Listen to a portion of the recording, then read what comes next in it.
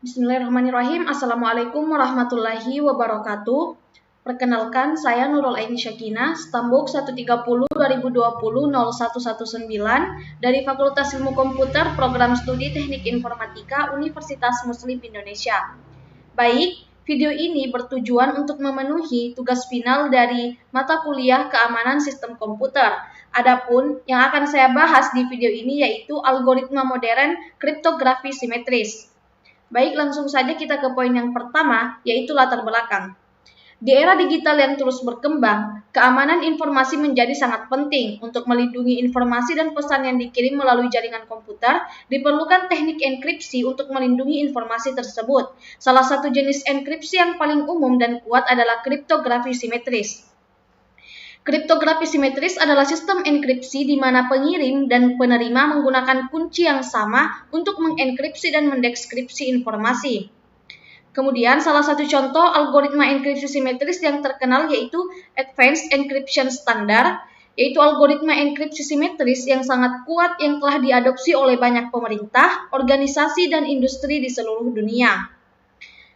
Di materi ini, saya akan membahas lebih lanjut konsep dasar algoritma enkripsi simetris, termasuk kelebihan dan kekurangan algoritma enkripsi simetris. Selain itu juga membahas tentang keamanan algoritma enkripsi simetris, termasuk potensi serangan dan tindakan pengamanan yang dapat ditetapkan. Terakhir, di sini juga akan membahas beberapa contoh penerapan algoritma enkripsi simetris pada sistem keamanan modern.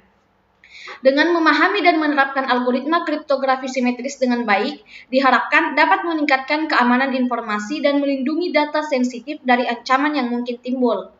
Selanjutnya yaitu rumusan masalah. Baik, di sini ada 6 poin rumusan masalah yang nantinya akan dibahas di pembahasan. Yang pertama yaitu apa definisi algoritma kriptografi simetris? Kemudian yang kedua, apa kelebihan dan kekurangan dari algoritma kriptografi simetris? Kemudian yang ketiga, bagaimana tingkat keamanan dari algoritma kriptografi simetris dan apa saja serangan yang mungkin terjadi? Kemudian yang keempat, apa saja upaya perlindungan yang dapat diambil untuk meningkatkan keamanan algoritma kriptografi simetris? Kemudian yang kelima, apa saja contoh algoritma kriptografi simetris? Dan yang terakhir, bagaimana perkembangan terbaru dalam algoritma kriptografi simetris dan apa potensi pengaruhnya terhadap keamanan informasi?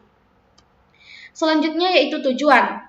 Tujuannya yaitu yang pertama untuk mengetahui definisi algoritma kriptografi simetris, kemudian yang kedua untuk mengetahui kelebihan dan kekurangan dari algoritma kriptografi simetris, kemudian yang ketiga untuk mengetahui tingkat keamanan dari algoritma kriptografi simetris dan serangan yang mungkin terjadi.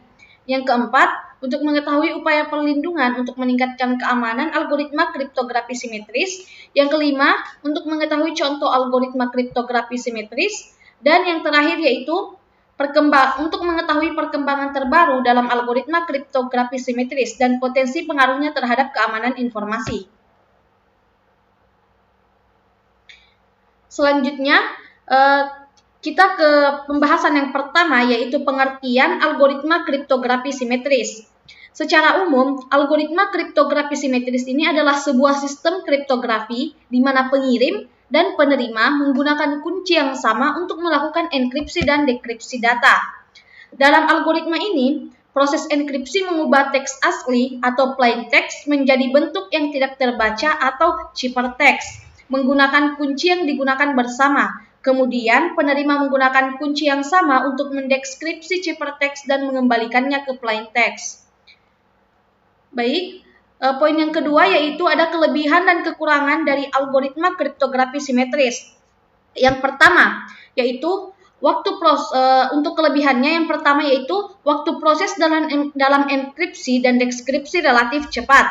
Ini disebabkan karena efisiensi yang terjadi pada pembangkit kunci. Kemudian yang kedua yaitu algoritma ini dapat digunakan pada sistem secara real time. Misalkan pada saluran telepon karena proses enkripsi dan deskripsinya cepat. Baik, selanjutnya itu ada kekurangan. Selain kelebihan juga ada kekurangan dari algoritma kriptografi simetris. Kekurangan yang pertama yaitu untuk tiap pasang pengguna dibutuhkan sebuah kunci yang berbeda, sedangkan sangat sulit untuk menyimpan dan mengingat kunci yang banyak secara aman, sehingga akan menyebabkan kesulitan dalam hal mengelola kunci. Kemudian yang kedua yaitu perlu adanya kesepakatan bersama untuk jalur yang khusus untuk kunci. Hal ini dapat menimbulkan masalah baru karena tidak mudah untuk menentukan jalur yang aman untuk kunci. Sering juga disebut dengan key distribution problem. Kemudian yang ketiga yaitu apabila sebuah kunci sampai hilang atau dapat ditebak, maka kriptosistem sudah tidak aman lagi. Kemudian poin selanjutnya yaitu tingkat keamanan dari algoritma kriptografi simetris. Tingkat keamanan dari algoritma kriptografi simetris ini ditentukan oleh beberapa faktor, termasuk panjang kunci, kompleksitas algoritma, dan ketahanannya terhadap serangan yang mungkin terjadi. Meskipun algoritma kriptografi simetris ini telah terbukti kuat dalam praktiknya, tetapi ada beberapa serangan yang perlu dipertimbangkan. Nah, di sini ada 4. Yang pertama yaitu serangan brute force. Dalam serangan ini, semua kemungkinan kunci secara sistematis dicoba untuk mendeskripsi data terenkripsi. Tingkat perlindungan algoritma enkripsi simetris terhadap serangan brute force tergantung pada panjang kunci yang digunakan. Kemudian yang kedua itu ada serangan non-plain text. Serangan ini diketahui adalah ketika penyerang memiliki akses ke pasangan plain text dan ciphertext yang terkait. Pada penyerangan ini, penyerang mencoba mengidentifikasi kunci dengan menganalisis hubungan antara plain text dan ciphertext. Kemudian yang ketiga itu ada serangan chosen plain text. Serangan ini melibatkan penyerang yang memiliki kemampuan untuk memilih plain text dan melihat ciphertext yang dihasilkan. Penyerang menggunakan informasi ini untuk mempelajari kunci atau melihat kelemahan dalam algoritma kriptografi simetris. Algoritma yang tahan terhadap serangan chosen plain text ini dirancang untuk menghindari kelemahan semacam itu dan menghasilkan ciphertext yang memberikan petunjuk tentang kunci. Kemudian yang terakhir yaitu ada serangan ciphertext only. Serangan ini itu terjadi ketika penyerang hanya memiliki akses ke ciphertext tanpa memiliki akses ke plain text terkait. Serangan semacam ini mencoba untuk mengidentifikasi kunci atau mengungkap informasi rahasia berdasarkan analisis ciphertext yang tersedia. Algoritma kriptografi simetris yang kuat dirancang untuk mempersulit serangan ciphertext only dengan menyembunyikan pola atau struktur yang dapat digunakan oleh penyerang. Tingkat keamanan algoritma kriptografi simetris itu juga dapat bergantung pada kemajuan dalam teknologi komputasi dan kekuatan komputasi yang tersedia. Oleh karena itu, penting untuk memilih algoritma kriptografi simetris yang telah terbukti keamanannya melalui uji keamanan yang ketat dan tetap memperbarui dan meningkatkan kunci secara teratur. Poin selanjutnya yaitu upaya perlindungan untuk meningkatkan keamanan algoritma kriptografi simetris. Nah, di sini ada 6 poin yang akan saya jelaskan. Yang pertama yaitu gunakan algoritma yang kuat. Pilih algoritma kriptografi simetris yang dikenal, teruji, dan dikenali di komunitas kripto. Kemudian yang kedua, manajemen kunci yang baik. Lindungi kunci dengan baik dan pastikan tidak dibagikan dengan orang yang tidak berwenang. Gunakan teknik seperti enkripsi kunci, manajemen kunci hierarki, dan rotasi kunci reguler untuk melindungi kunci Anda. Kemudian yang ketiga, mode operasi aman. Pastikan untuk menggunakan mode aman saat menerapkan algoritma simetris. Operasi aman termasuk cipher blockchaining, counter, dan counter mode. Kemudian yang keempat itu ada tes dan audit keamanan. Melakukan pengujian keamanan yang ekstensif terhadap implementasi algoritma simetris sangat penting untuk mengidentifikasi dan memperbaiki potensi kerentanan. Kemudian yang kelima yaitu ada perbarui dan pantau. Terus perbarui algoritma kriptografi dan perangkat lunak yang terkait dengan penerapannya. Pemantauan berkelanjutan terhadap ancaman keamanan baru dan pembaruan tepat waktu membantu memastikan keamanan algoritma. Kemudian yang keenam ada kerahasiaan. Jaga kerahasiaan algoritma kriptografi simetris yang digunakan. Algoritma yang tidak dikenal sulit untuk diserang karena penyerang tidak memiliki pengetahuan yang cukup untuk mengeksploitasi potensi kerentanan. Kemudian yang ketujuh yaitu pekerjakan profesional keamanan. Bekerja samalah dengan pakar keamanan kripto profesional untuk mendapatkan saran dan panduan tentang implementasi yang lebih aman. Mereka dapat membantu mengidentifikasi potensi kerentanan dan memberikan solusi untuk meningkatkan keamanan algoritma kriptografi simetris. Kemudian yang terakhir yaitu menggunakan multifaktor autentikasi. Multifaktor autentikasi ini adalah metode untuk memastikan identitas pengguna sebelum memberikan akses ke sistem. Selain password, pengguna harus memberikan faktor tambahan seperti sidik jari untuk memastikan keamanan. Dengan solusi-solusi ini, keamanan kriptografi simetris dapat ditingkatkan dan data juga dapat dijaga dengan baik dari para peretas dan penjahat cyber. Namun, solusi keamanan kriptografi harus terus diperbarui dan disesuaikan dengan perkembangan teknologi dan ancaman keamanan yang muncul. Baik, kita ke poin selanjutnya, yaitu contoh algoritma kriptografi simetris. Ada banyak contoh algoritma kriptografi simetris, namun di sini saya hanya akan menjelaskan 3 contoh dari algoritma kriptografi simetris. Yang pertama yaitu ada AES, yaitu Advanced Encryption Standard. AES adalah standar enkripsi atau deskripsi blok cipher dengan menggunakan kunci dengan panjang kunci 128 bit sampai 256 bit dengan step 32 bit. Panjang kunci dan ukuran blok dapat dipilih secara independen. Penggunaan panjang kunci yang sering digunakan itu adalah 128 bit dan 256 bit. Selanjutnya itu ada DES, yaitu Data Encryption Standard. Data Encryption Standard adalah salah satu contoh algoritma kriptografi simetris yang telah lama digunakan sebelum digantikan oleh Advanced Encryption Standard. Data Encryption Standard ini dikembangkan oleh IBM pada tahun 1970-an dan kemudian diadopsi sebagai standar enkripsi data oleh pemerintah Amerika Serikat.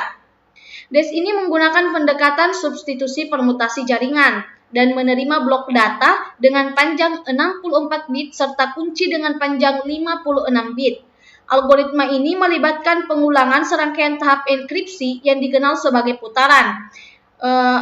DES ini memiliki 16 putaran dalam proses enkripsi dan dekripsi. Selanjutnya, yang terakhir itu ada RC5. Algoritma RC5 ini merupakan metode enkripsi menggunakan metode simetrik dan pengolahan dalam bentuk blok cipher. Jadi, kata kunci yang sama digunakan untuk proses enkripsi dan dekripsi. Parameter yang digunakan yaitu seperti jumlah putaran, jumlah word, dan kata kunci atau keyword. Baik, kita ke poin selanjutnya, yaitu perkembangan terbaru dalam algoritma kriptografi simetris. Perkembangan terbaru dalam algoritma kriptografi simetris ini melibatkan upaya untuk meningkatkan keamanan dan efisiensi enkripsi data. Beberapa perkembangan terbaru yang memiliki potensi pengaruh terhadap keamanan informasi yaitu yang pertama, algoritma kriptografi dengan panjang kunci lebih besar. Salah satu perubahan yang signifikan adalah peningkatan panjang kunci yang digunakan dalam algoritma kriptografi simetris. Misalnya, AES 256 menggunakan panjang kunci 256 bit yang lebih panjang dibandingkan dengan DES atau AES 128. Kemudian yang kedua yaitu mode operasi kriptografi yang lebih aman. Selain algoritma itu sendiri, penggunaan mode operasi kriptografi yang lebih aman juga penting untuk menjaga keamanan informasi. Kemudian yang ketiga yaitu algoritma kriptografi berbasis kurva eliptik. Adalah teknik yang menggunakan matematika kurva eliptik untuk menghasilkan kunci yang lebih pendek dengan tingkat keamanan yang sama atau lebih tinggi daripada algoritma enkripsi simetris tradisional. Keuntungan dari algoritma kriptografi berbasis kurva eliptik ini adalah memungkinkan enkripsi yang lebih efisien dengan kunci yang lebih kecil yang sangat berguna untuk komputer yang lemah seperti perangkat seluler atau IoT. Kemudian yang keempat yaitu algoritma kriptografi homomorfik. Algoritma kriptografi homomorfik ini memungkinkan data diproses dalam bentuk terenkripsi tanpa perlu mendeskripsi terlebih dahulu. Ini memberikan kemampuan untuk melakukan operasi matematis pada data terenkripsi yang dapat berguna dalam situasi di mana privasi sangat penting, seperti saat memproses data di cloud. Dampak dari pengembangan ini terhadap keamanan data adalah peningkatan efektivitas keamanan data dan ekskripsi data, panjang kunci yang lebih panjang, metode pengoperasian yang lebih aman, penggunaan ECC dan algoritma homomorfik, memberikan perlindungan tambahan dan solusi yang lebih efisien untuk melindungi data sensitif. Seiring dengan kemajuan pengembangan algoritma kriptografi, penting juga untuk menyadari potensi serangan baru dan mengikuti praktik keamanan yang baik saat mengimplementasikan dan menggunakan algoritma ini. Baik, kita sampai pada kesimpulan. Jadi kesimpulan yang dapat ditarik dari materi ini yaitu secara keseluruhan, algoritma kriptografi simetris memiliki peran penting dalam menjaga kerahasiaan dan integritas informasi. Penting untuk terus mengikuti perkembangan dan penelitian dalam bidang kriptografi untuk menghadapi tantangan keamanan yang semakin kompleks. Selain itu, implementasi dan penggunaan praktik keamanan yang baik juga sangat penting dalam menjaga keamanan informasi dalam era digital yang terus berkembang. Baik, itu saja yang dapat saya sampaikan. Terima kasih. Wassalamualaikum warahmatullahi wabarakatuh.